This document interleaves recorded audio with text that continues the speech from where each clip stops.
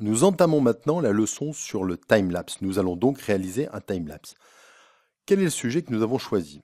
Nous allons prendre une photo ici et on va la mettre dans la timeline de façon à pouvoir la visualiser ici en grand avec la prévisualisation en mode écran. Nous avons choisi ici donc la Loire au niveau d'un pont, du pont Georges V à Orléans.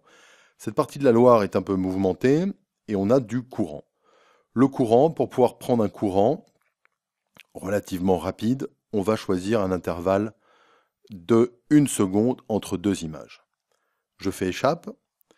Pour pouvoir avoir un intervalle de 1 seconde entre deux images, et surtout pour avoir 10 secondes de film, je vais donc faire, sachant que j'ai besoin de 25 images par seconde, je vais donc avoir besoin de 25 fois 10 égale 250 images.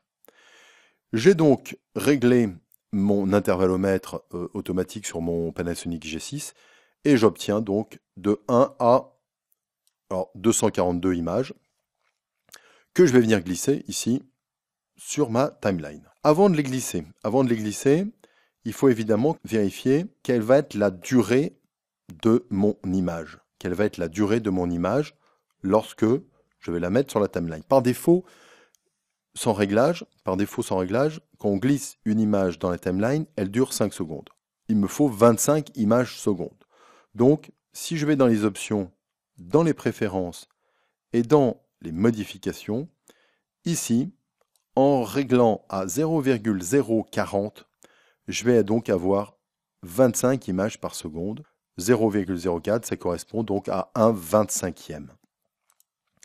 Une fois que ce réglage est fait, je vais pouvoir faire, je sélectionne ma première image, j'appuie sur Shift, je descends, je sélectionne ma dernière image et je viens glisser tout ça sur ma timeline. Alors les images vont se placer par ordre de numéros, puisque lorsqu'elles sont enregistrées sur votre appareil, sur votre boîtier, vous voyez qu'elles ont 1, 2, 3, 4, 5, elles ont des numéros. En termes de durée, vous voyez que je suis à 9 secondes et 17 images. Donc c'est ce qui correspond à mes 242 images.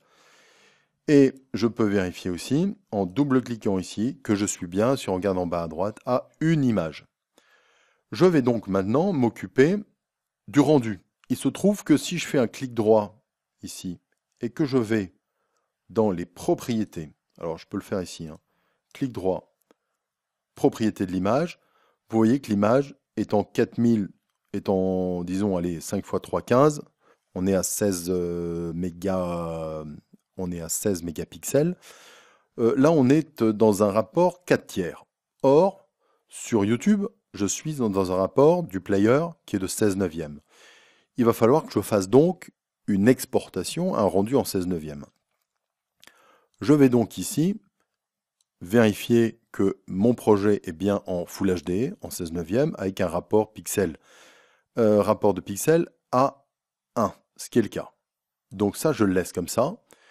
Je vais par contre ici enlever ces barres noires, et pour cela, je vais le faire sur l'ensemble des événements, sachant que chaque image est un événement. Je vais donc ici, je vais me positionner sur la première image clé, et je vais ici étirer mon image.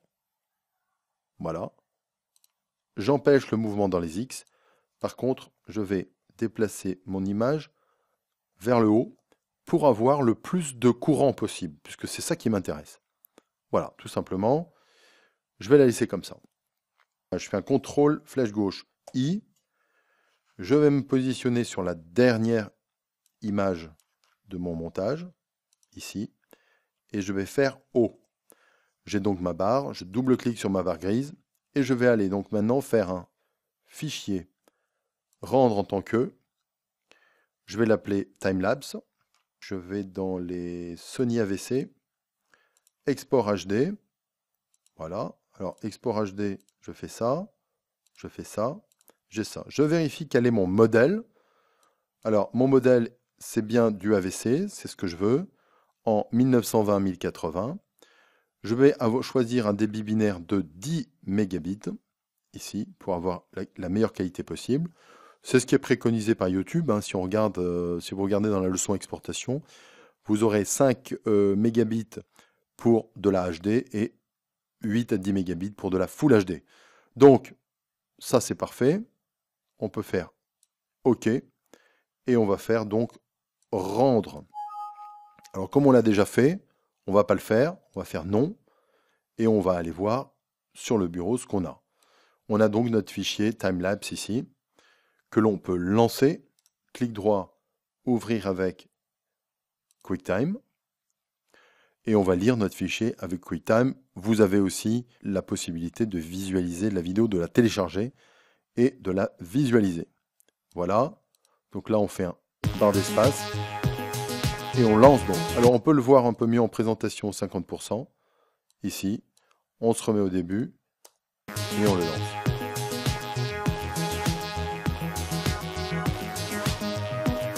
Voilà donc comment on réalise un timelapse avec Sony Vegas. Le plus compliqué, c'est évidemment la préparation pour la prise des photos. L'utilisation dans Vegas n'est pas très compliquée. Il faut simplement bien faire attention au réglage des préférences. Je le rappelle, dans les modifications, de bien mettre quelle va être la longueur de l'image, la durée de l'image, pour pouvoir avoir 25 images par seconde.